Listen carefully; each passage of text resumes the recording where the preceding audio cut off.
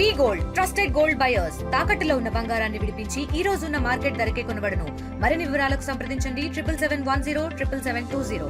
ఈరోజు అసెంబ్లీ ఆవరణలో వైఎస్ఆర్సీపీ ఎమ్మెల్సీలందరూ కూడా మెడికల్ కాలేజీలకు కూటమి ప్రభుత్వం తీసుకున్న నిర్ణయాన్ని వ్యతిరేకిస్తూ కూడా పెద్ద ఎత్తున నిరసన చేస్తూ ఉన్నారు. మనతో పాటు ఎమ్మెల్సీ వరదు కళ్యాణ్ ఉన్నారు. మాట్లాడదాం. మేడం, ఏం చెప్పాలనుకుంటున్నారు గవర్నమెంట్కి ఈ కార్యక్రమం ద్వారా? మీరు అసలు ఈ మెడికల్ కాలేజీలు గవర్నమెంట్ మెడికల్ కాలేజీని ప్రైవేటైజేషన్ చేద్దామనే నిర్ణయం చంద్రబాబు నాయుడు గారు తీసుకున్నారు. ఇది నిజంగా చాలా దుర్మార్గకరమైన చర్య. ఇది చాలా అన్యాయము. పేద ప్రజలకు వైద్యం అందడం కోసం, అలాగే పేద విద్యార్థులకు ఉచితంగా వైద్య విద్య అందడం కోసం జగన్మోహన్ రెడ్డి గారు 17 మెడికల్ కాలేజీలు కట్టడానికి నిర్ణయం తీసుకుంటే వాటిని ఈరోజు ప్రైవేటైజేషన్ చేయడం అంటే ఎంత దారుణం.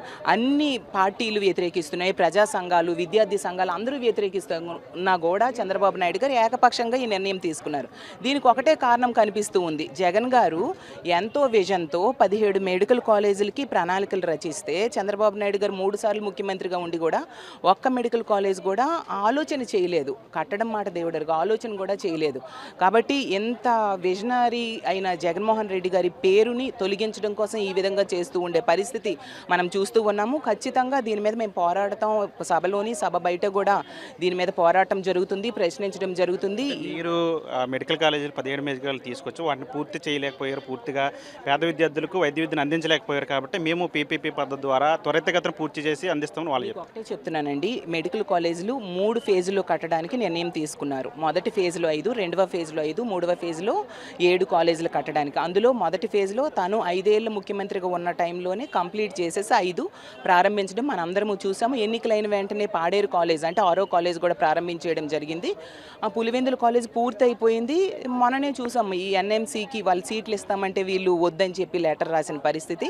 అసలు మిగిలిన ఫేజుల్లో పూర్తి చేయాల్సిన బాధ్యత ఎవరిది? ఈ కూటమి ప్రభుత్వం. ఎందుకంటే వీళ్ళు ఈ 15 నెలల్లో ₹1 కూడా ఖర్చు పెట్టని పరిస్థితి మనం చూసాం. ఇప్పుడు కనుక వాళ్ళు ఈ 15 నెలలు నిధులు కేటాయించి ఉంటే 2వ ఫేజ్లో ప్రారంభించాల్సిన కాలేజీలు 5, 3వ ఫేజ్లో ప్రారంభించాల్సిన 7, ఏడాది 5, ఈ ఏడాది ప్రారంభం అయిపోయింది కాబట్టి ఇందులో 7 ప్రారంభించేసి ప్రజలకి అందుబాటులో వైద్య కళాశాలలు వచ్చేసి ఉండేవి. కానీ వీళ్ళు జగన్మోహన్ రెడ్డి గారికి మంచి పేరు వస్తుంది అన్న ఉద్దేశంతో, అలాగే తన బినామీలకి ఈ మెడికల్ కాలేజీలని కట్టబెట్టాలనే దురుద్దేశంతో ఈ విధంగా చేశారు. ఆ ఉద్దేశం కూడా ఉందంటారా? కూటమి ప్రభుత్వం అంటే సొంత వారికి కాంట్రాక్ట్ల బినామీలకి, తన పార్టీ వ్యక్తులకి, తమ సంస్థలకి ఈ ప్రభుత్వ మెడికల్ కాలేజీలు కట్టబెట్టడం కోసం ఈ విధంగా చేస్తూ ఎలాంటి నిర్ణయం తీసుకున్నారు.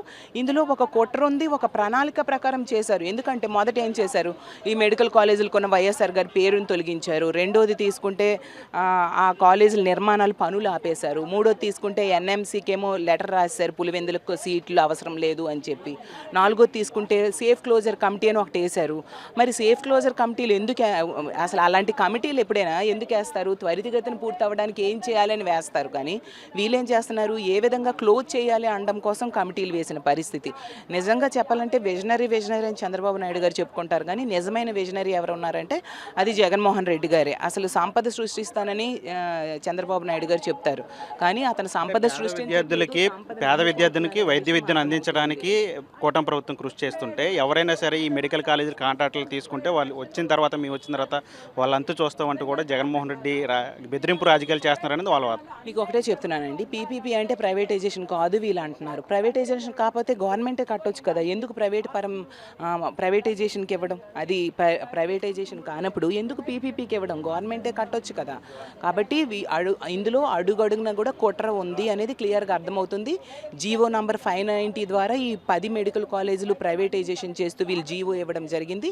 ఆ జీవోని వెంటనే వెనక్కి తీసుకోవాలి అని మేము డిమాండ్ చేస్తూ ఉన్నాము. అలాగే తీసుకుంటే మంత్రులు కూడా ఇష్టం వచ్చినట్టుగా మాట్లాడుతూ ఉన్నారు. అనిత గారు లేదా సవితి గారు తీసుకుంటే వాళ్ళకి ఒకటే చెప్తున్నాను, ఈ అనిత గారిని తీసుకుంటే మీరు ఇన్ఛార్జ్గా ఉన్న విజయనగరం జిల్లా మెడికల్ కాలేజీకి రండి, మేము చూపిస్తాము ఎలా ఉంది అనేసి. అలాగే మీ సొంత జిల్లా అనకాపల్లిలో నర్సీపట్నం కాలేజ్కి ప్రైవేటైజేషన్కి జీవో ఇస్తే మీకు అసలు అదే క్యాబినెట్లో ఉండి ఆపుకోలేని చేతకాని మంత్రి మీరు ఏ మొహం పెట్టుకొని ఈరోజు మా పార్టీ మీద అవాకులు చవాకులు మాట్లాడుతున్నారో అర్థం కాని పరిస్థితి. అలాగే మీ పక్క జిల్లా అయిన పాడేరులో మనం చూసాం, ఏఎస్ఆర్ జిల్లాలో పాడేరు మెడికల్ కాలేజీకి రండి చూపిస్తాము. అలాగే దగ్గరలో ఉన్న రాజమండ్రి మెడికల్ కాలేజీకి రండి చూపిస్తాము. ఇన్ని మెడికల్ కాలేజీలు ఎంతో చక్కగా రన్ అవుతూ ఉండే పరిస్థితి మనం చూస్తాం. పూర్తయిన మెడికల్ కాలేజ్ చూపిస్తామని మీరు అంటున్నారు, వాళ్ళేమో పూర్తిగాని మెడికల్ కాలేజ్ దగ్గరికి వెళ్ళి అయిన వసతులు చూపించి ఇదేనా ఫేజుల్లో కట్టడానికి ప్రణాళిక. మొదటి ఫేజ్ అయిపోయింది, ఓపెన్ చేసేసారు. రెండో ఫేజ్లో కూడా కొన్ని ఆల్రెడీ జగనన్న ఉన్నప్పుడే కంప్లీట్ అయిపోయి, ఇప్పుడు పులివెందుల, పాడేరు ఇలాంటివన్నీ కంప్లీట్ అయిపోయాయి. తర్వాత మూడో ఫేజు 7 మెడికల్ కాలేజీలు.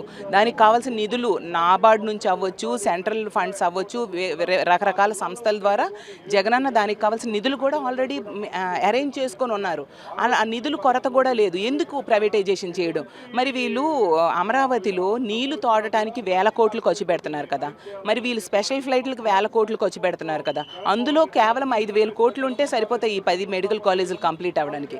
ఆ డబ్బులు ఇటు డైవర్ట్ చేసి పేద ప్రజలకి ఎంతో ఉపయోగపడే మెడికల్ కాలేజీలని పూర్తి చేయాల్సిన బాధ్యత ప్రభుత్వంలో ప్రజలతో ఎన్నుకోబడిన వాళ్ళకి లేదా? అసలు చంద్రబాబు నాయుడు గారు ముఖ్యమంత్రి అయిన దగ్గర నుంచి కూడా ఈ మిగిలిన 11 కాలేజీలకు కూడా చంద్రగ్రహణం పట్టిన పరిస్థితి మనం చూస్తూ ఉన్నాము. దీన్ని మేము తీవ్రంగా వ్యతిరేకిస్తూ ఉన్నాము. మెడికల్ కాలేజీల నిర్మాణం అనేది ప్రభుత్వమే చేపట్టాలి. అంతవరకు మేము పోరాటం చేస్తాము. ప్రజా సంఘాలని, విద్యార్థి సంఘాలని కలుపుకొని వెళ్తామని తెలియజేస్తాం. మీరు ఎన్ని నిరసనలు చేస్తున్నప్పుడు కూడా ప్రభుత్వం పీపీపీ విధానంలో ఎక్కడ తగ్గే పరిస్థితి కనిపించదు. నిన్న కూడా అమరావతిలో 57 ఎకరాల పీపీపీ విధానంలో అప్పగించేందుకు టెండర్ వేశారు. అంటే ఎట్లా చూస్తారు ఇది? మీకు ఒకటే చెప్తున్నానండి, 17 మంది ముఖ్యమంత్రులు చేయలేని పని జగన్మోహన్ రెడ్డి గారు చేశారు. 17 మెడికల్ కాలేజీలకి నిర్మాణం చేపట్టాలని దానికి శ్రీకారం చుట్టడం ద్వారా చరిత్ర సృష్టించారు జగన్మోహన్ రెడ్డి గారు. వీటిని కనుక ప్రైవేటైజేషన్ చేస్తే చంద్రబాబు నాయుడు గారు ఈరోజు చరిత్రహీనులుగా మిగిలిపోతారని తెలియజేస్తూ ఉన్నాను. నిజంగా 3 సార్లు ముఖ్యమంత్రి అయ్యి కూడా కనీసం ఒక్క ప్రభుత్వ మెడికల్ కాలేజ్ కట్టలేదు. కనీసం ఆలోచన చేయలేని వ్యక్తి చంద్రబాబు నాయుడు గారు.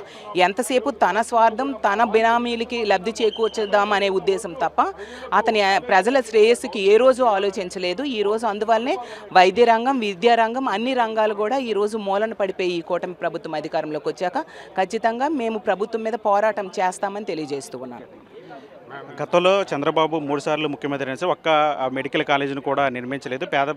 పేద విద్యార్థులకు మెడికల్ విద్యను అందించేందుకు వైఎస్ఆర్సీపీ హయాంలో జగన్మోహన్ రెడ్డి 17 మెడికల్ కాలేజీ నిర్మాణం చేపడితే వాటిని ఇప్పుడు ప్రైవేటీకరణ చేసి పేద విద్యార్థులకు మెడికల్ విద్యను దూరం చేస్తున్నారు. ఖచ్చితంగా ఈ ప్రభుత్వ నిర్ణయాన్ని మేము అడ్డుకుంటాం, ఎంత దూరమైనా సరే పోరాటం చేస్తామని వైఎస్ఆర్సీపీ ఎమ్మెల్సీలు చెప్తున్న పరిస్థితి. ప్రస్తుతం మన ఆర్టీవీ అమరావతి నుంచి. తెలుగులో న్యూస్ కి ఫాస్టెస్ట్ యాప్ ఇప్పుడు టోటల్లీ న్యూ అవతార్లో జస్ట్ 5 seconds లో కంప్లీట్ న్యూస్.